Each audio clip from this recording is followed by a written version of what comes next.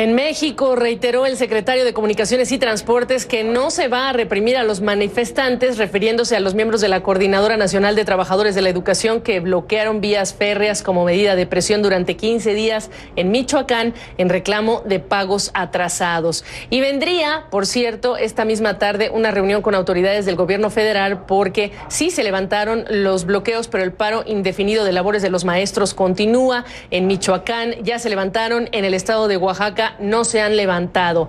Voy con Marco Fernández, profesor de la Escuela de Gobierno del TEC de Monterrey y el investigador de la organización México Evalúa, para analizar esta situación que es bastante compleja, pero que te pediría, Marco, para simplificar las cosas. ¿Cuál es el problema de fondo? El problema del fondo no es solamente los salarios, Gaby, sino realmente quién va a tener control sobre la operación del sistema educativo en Michoacán. Es decir, por un lado se argumenta que lo que los maestros están exigiendo es el pago debido de una serie de bonos, incluyendo incluso los impuestos que tendrían que ellos pagar por una prestación que en México existe, que se llama el aguinaldo. Ellos quieren que el propio gobierno le pague sus impuestos, porque en el pasado el gobierno les pagó, aunque eso es indebido. Pero además de estos pagos que están adeudados, realmente están luchando, por un lado, por tener más plazas para los normalistas, por el otro lado, pues controlar posiciones clave del aparato educativo en Michoacán, que es lo que le ha permitido a su vez a la sección sindical poder tener un control sobre el resto de sus agremiados.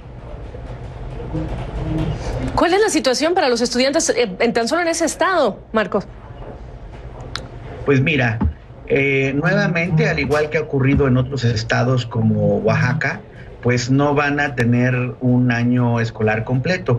Ahorita no están teniendo clases y siempre cuando llegan a una solución prometen que van a tener días extras de clase, incluyendo los fines de semana, pero pues en el pasado, si nos atenemos al pasado, las promesas se las llevan el viento y no cumplen con un año escolar completo.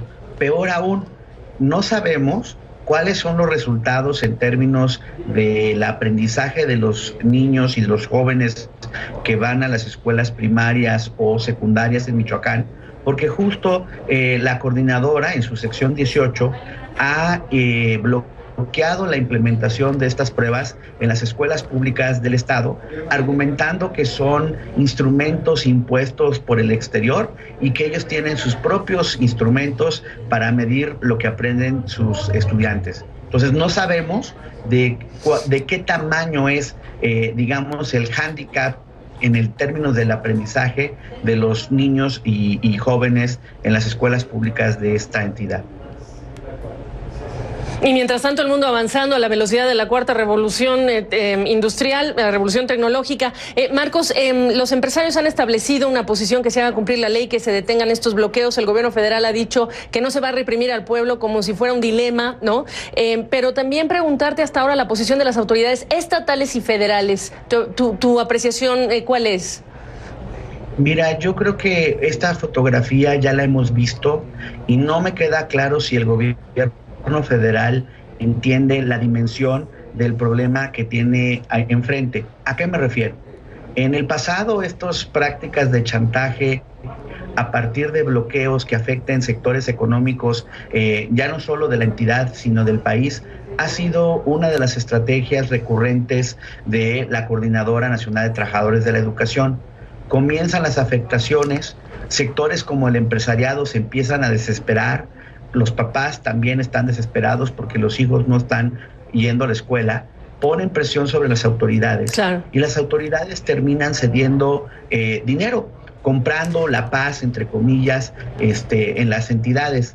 Esta estrategia de chantaje, una vez que produce el obtener estas rentas, pues se vuelve redituable y el efecto de demostración de decir el próximo año lo vuelvo a hacer, y sobre todo otras entidades federativas pues pueden observar que sí, en este caso en Michoacán tienen éxito los señores de la coordinadora, pues los van a copiar, los van a emular en su comportamiento en otras entidades. Por eso es... sí va a haber un incentivo para repetir esta conducta. Exactamente. Exactamente. Para cerrar, Marco, ya no te pregunto entonces qué se juega, mejor dicho, qué juega en la mesa de negociación el gobierno federal, un gobierno que por cierto está presidido por Andrés Manuel López Obrador, que incluso en su día de juramentación reiteró en su discurso adiós a la reforma educativa. ¿Qué está en juego aquí para los estudiantes nuevamente en un sector como el de la educación en este contexto tan complejo?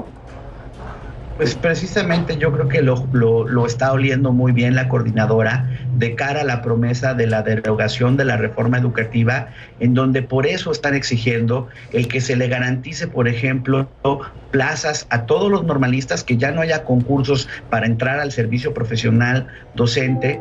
Y cada vez que se le ha preguntado al secretario, ok, entonces ya no la evaluación de desempeño, y en el caso de las evaluaciones de ingreso y de promoción, y se va por la tangente. Se lo volvieron a preguntar esta semana cuando fue a la Cámara de Diputados a explicar su propuesta de reforma educativa, y dijo, bueno, por respeto a esta legislatura, primero aprueben la reforma constitucional y luego vemos cómo hacemos la evaluación de ingreso docente. En el fondo, sabe la coordinadora, y eso es lo que está presionando, que el gobierno está tentado a no concursar todas las plazas. Sabemos que, por ejemplo, en el pasado, por presiones políticas sobre el gobierno de Michoacán, cuando un profesor ha quedado jubilado, esa plaza no necesariamente la han concursado, sino que encuentran espacios en la ley para darla a gente de la propia coordinadora. Por eso creo que es súper importante lo que está ahorita en discusión en la Ciudad de México.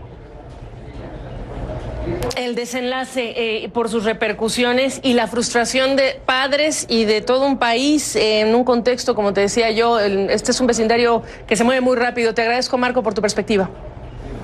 Gracias, como siempre. Muy buena tarde.